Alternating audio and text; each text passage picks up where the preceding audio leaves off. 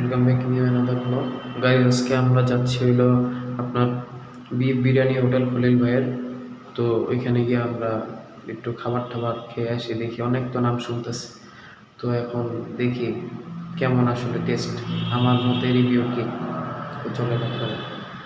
তো গাইজ, অবশেষে অনেক খোঁজাখুঁজির পরে আমরা এইখানে আসছি, এই যে বিফ হোটেল খলিল ভাইয়ের আপনারা দেখতেছেন। তো চলেন আমরা যাই, বিফ হোটেলে ঢুকি।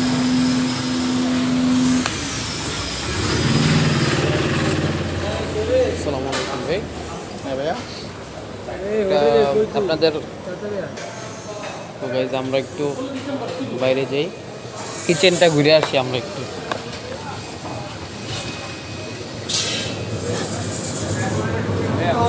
সিভিল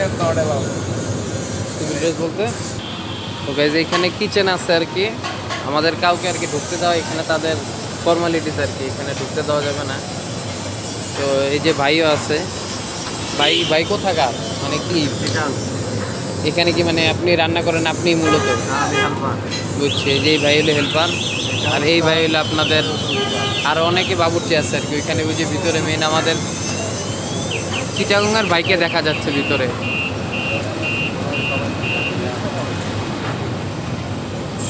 এখানে রান্না হচ্ছে, তো আমরা ওইখানে গিয়ে ওয়েট করি, ওয়েট করার পর আমাদের পার্সেলটা নিয়ে আমরা বাসায় এখানে রান্না হচ্ছে প্রচুর পরিমাণে। এটা কি কি রান্না হচ্ছে এখানে? তারা করছে আর কি রান্না হচ্ছে এখানে ভাই? এই লালগুনা, এইটাই আমি অর্ডার দিচ্ছি একটা আপনাদের। যে ভাই সম্পূর্ণ একদম মহাব্বত দিয়ে রান্না করতেছে আর কি, অসাধারণ অসাধারণ। গাইজ এখানে স্মেল শুনলেই মানে খিদা লেগে যাবে, আপনাদের স্মেল শুনলেই খিদা লেগে যাবে। আমি যদি আসছি সেই আপনার বনশ্রী থেকে, মানে এই বনশ্রী না, রামপুরা বনশ্রী থেকে বাড্ডা দিয়ে ঘুরে এসেছে। আমি খুঁজতে খুঁজতে এখানে পাই না, পরে মাদার টেকে আসতে শুনলাম ওনাদের এই ঐতিহ্যবাহী। যদিও খলিল আঙ্কেল আমার ভিডিওটা যদি দেখেন, আঙ্কেলের দোকান থেকে আমি একটু আগে আসছি এখানে।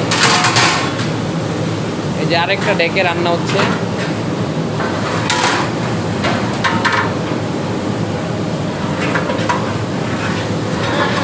এখানে ভাই কি রান্না হচ্ছে? কালাভুনা। এই যে দেখছেন চিটাগাংয়ের ঐতিহ্যবাহী কালাভুনা রান্না হচ্ছে।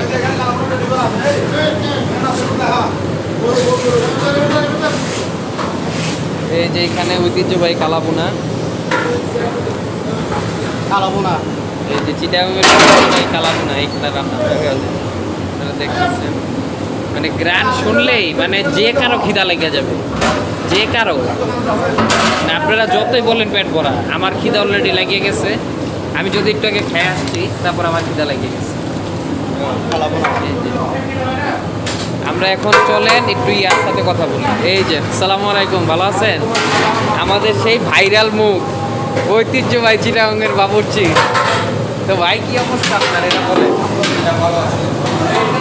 কি রান্না চলতেছে?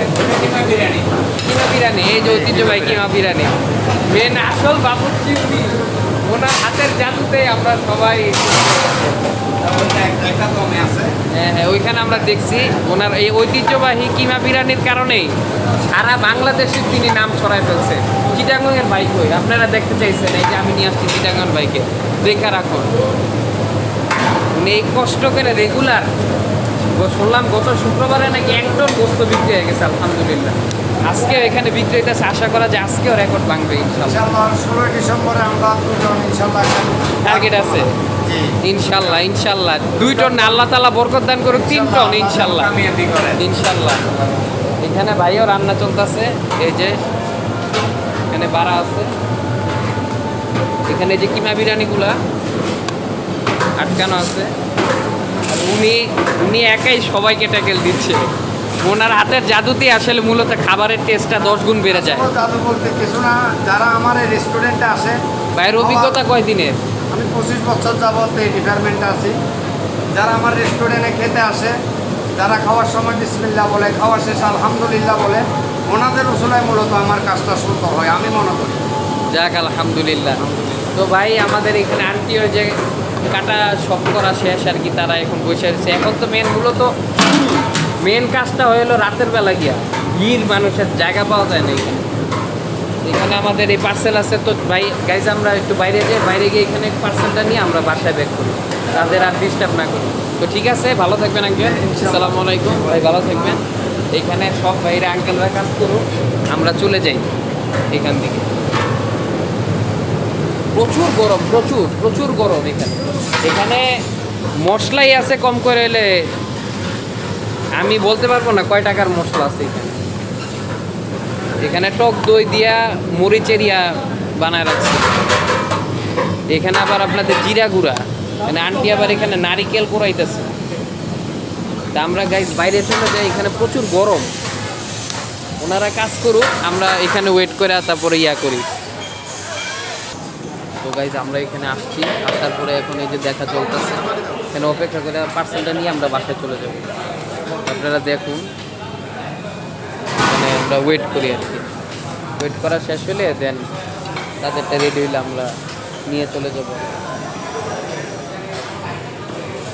তাওসিফ নামেরটাই ভাই হয়ে গেছে না? জি, তাহলে ভাই আমি চলে যাই না? ঠিক আছে ভাই, একটা টিস্যু হবে ভাই, হাতটা একটু মুছতাম। ঠিক আছে ভাই, আসসালামু আলাইকুম। যাই ভাই, চলে যাই এখান থেকে।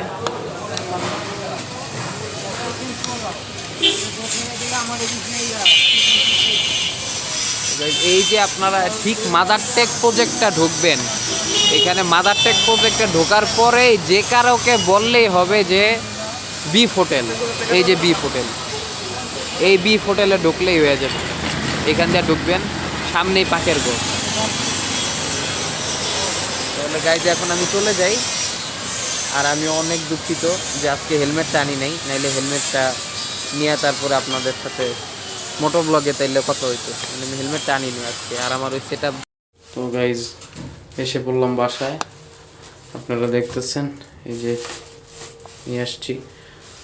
মুডটা খারাপ হয়ে গেল, খলিল ভাইয়ের সাথে দেখা হয়নি, তো বাসায় গিয়ে খেয়ে দিয়ে রিভিউ দিব। দেন খলিল ভাইয়ের সাথে আর দেখা হলো না, বাট আরেকটা জিনিস গাইজ, দেখা হয়েছে খলিল ভাইয়ের এক পার্টনার কেয়ার গ্রুপের চেয়ারম্যানের সাথে, তো এটাই অনেক ভালো লাগলো। তো দেখি, চুল ফুল এলোমেলো হয়ে গেছে, বাসায় যেয়ে কথা বলবো আপনাদের সঙ্গে। তো গাইজ এই যে খাচ্ছি আমি, খাওয়ার পরে এখন হাড় বেশি দিয়ে দিছে আর কি। এটা খলিল ভাইয়ের একটা বলার বিষয় আর কি, তাদের গোস্তের কোয়ালিটি ভালো, খাবারটাও বেশ ভালো, বাট হাড়ের কোয়ালিটি বেশি নরম না, বাট বেশি দিয়ে দিছে কোয়ান্টিটিটা। খাচ্ছি আর কি।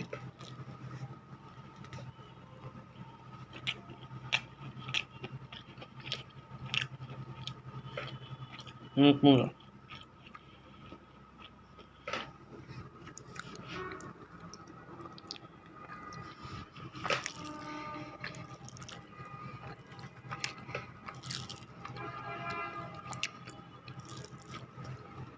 গাইজ আর একটা জিনিস, এটা বললাম বেশ ঝাল, ছোট বাচ্চাদের একটু সাবধান খাওয়াবেন, যারা ছোট আছে ঝাল খাইতে, বা আপনারা যারা ঝাল খাইতে পারেন না সাবধানে খাবেন। ভালোই ঝাল, বাট মজা লাগতেছে শীতের দিনে খাবার হিসাবে। খাওয়া শেষ করে আসলাম রুমে, এখন দেখলাম যে আপনার খাবারটা যা আমার মতে মনে হয় যে বেশ ভালোই, বাট হাড়ের সংখ্যা বেশি দিচ্ছে, এটা হলো মেন আসল কথা। এত হাড় দেওয়া উচিত হয়নি আমার মতো। এটা আমি খলিল ভাইয়ের সাথে আলাপ করব, উনি আবার আমার ধরতে গেলে আত্মীয়র মতোই আর কি, মানে আমাদের পাশেই প্রতিবেশী, প্লাস আবার আমার মামার বন্ধু আর কি। তো ওই হিসাব করলে আর কি আমাদের আত্মীয় আমার মামাই ধরতে গেলে, তাই আমি ভাই বল, সবাই ভাই বলে আমিও ভাই বলে আর কি, হিসাবে মামা। তো আমি দেখলাম যে তার সাথে আমার আলাপ করতে হবে। এটা তো আসলে কেমন না, 890 টাকা একবারে কমও না, আবার ওই চিন্তা করলে 1 কেজি গোস্ত পাচ্ছি, সেটা গোস্ত আমার A1 আমার পাইছি আমি সব ঠিক, বাট হাড়ের সংখ্যাটা একটু বেশি দেওয়া হয়। এটা আমার বেলায় নাকি সবার বেলায়, আরও কয়েকজনের সাথে আলাপ করে দেখতে হবে তারাও কি সেম মিয়া পাবে পাইছে কিনা। বাট আমার মতে গোস্ত বেশ ভালো, আর শীতের দিন হওয়াতে আরও ভালো লাগতেছে, একটু ঝাল ঝাল আছে, বাট মজা আছে গোস্তটা আসলে, যেহেতু জাল মাংস বলছে, জালটা পারফেক্ট বেস্ট। বাট আমার মতে আরেকটু হাড় কম দিলে পারতো তারা। গোস্তর কোয়ান্টিটি ঠিকঠাক, আরেকটু দিলেও পারতো আমার ওই বাঙালি স্বভাবের হিসাবে। বাট হাড় আমার মতে বেশি দিয়ে ফেলছে, মানে দরকার হলে না দিত, আমার ওয়েটটা আমার গোস্ত দিয়া পোষায় দিত, আমার হাড়টা একবারে আমার ভালো লাগেনি। তো গাইজ আজকে এই পর্যন্তই। গাইজ আরেকটা কথা আপনাদের তো তখন বলিনি, আজকে তখন গিয়ে দেখলাম যে আপনার ওইখানে খলিল ভাই নেই, এটা আমাদের ব্যাড লাগ একটা। বাট মজার খবর হইলো খলিল ভাই না থাকাতে কি হয়েছে, খলিল ভাইয়েরই এক পার্টনার তার সাথে বিজনেস করে, কেয়ার গ্রুপের মালিক। তো তার সাথে আবার পরিচয় হলো, ভাইয়ের সাথে বেশ আড্ডা টাড্ডা দিলাম, গল্প করলাম, দেন ব্যাক করে আসলাম। তো আপনারা অবশ্যই গেলে ওই কেয়ার গ্রুপের মালিকের সঙ্গে দেখাটা যদি খলিল ভাইরে না পান, ওনারা অবশ্যই পাবেন। আর খলিল ভাইরে তো আলহামদুলিল্লাহ আমার আজকে ব্যাড লাক, আমি পাইনি তাকে।